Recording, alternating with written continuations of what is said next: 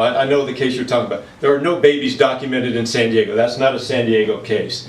As a former, I was in the gang unit both as a lieutenant and a captain, so I'm very well versed on gang documentation, and there is a realistic reason why gang members are documented, okay?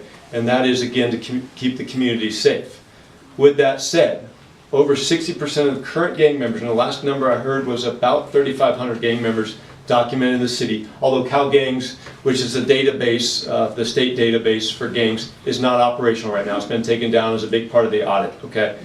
Over 60% of the current gang members are documented because they're self-admitted gang members.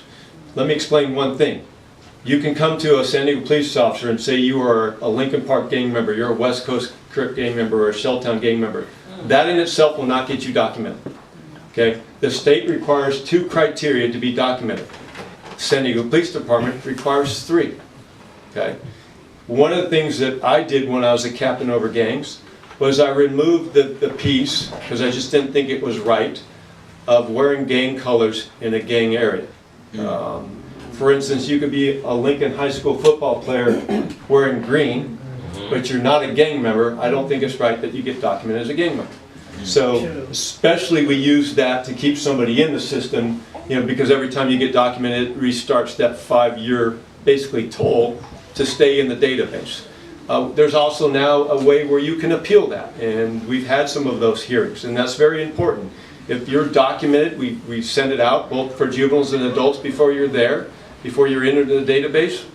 We notify you that we're going to be entering you in the database, and if you don't think that is fair, you have a right to come and talk to us.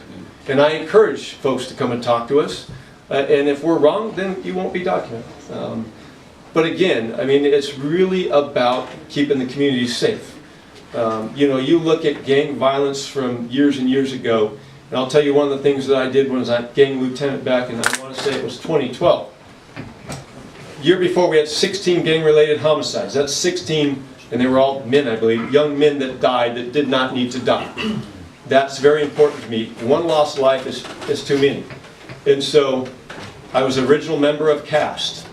Bishop Bowser and several other folks came to me and said, hey, we really want to get in front of gang retaliatory acts. What can we do?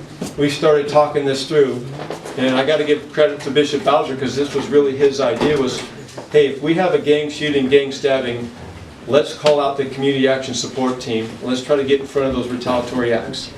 Now, mind you, here is a police lieutenant and a police captain, because I continued as a police captain in gangs, calling a former gang member about a gang shooting. Most of the time you wouldn't see law enforcement working with a former gang member. But I thought it was worth the risk, okay? And it was. We went from 16 gang-related homicides the following year to 3. To me, that's 13 lives saved, okay? I think this past year, about 15, 16 months, we've only had 1 gang-related homicide. And a lot of that is work that the San Diego Police Department is doing. I've doubled the gang intervention and prevention officers, because to me, I'd rather prevent you from becoming a gang member than dealing with you once you become a gang member. That to me is very important. So I've doubled that once I was a captain, and I'll continue to look at that if I need to add more staff to that piece. Just like juveniles, I don't want you in the criminal justice system. I want to prevent you from ever getting to the criminal justice system. It's not what I want to do. I want to prevent crime. And so, to me, it's about open dialogue, but there is a reason why we do document gang members. They still do commit violent acts and against the community. But I'm open to more conversations about who gets entered into the gang databases. And again, we did an audit of it. I started that audit way back right before I got promoted to assistant chief because of that study that came out of Los Angeles and Northern California. I wanted to make sure that we only had people that were in fact gang members in our database. Right now it's down, and I support that also. I want to make sure that we're doing everything right.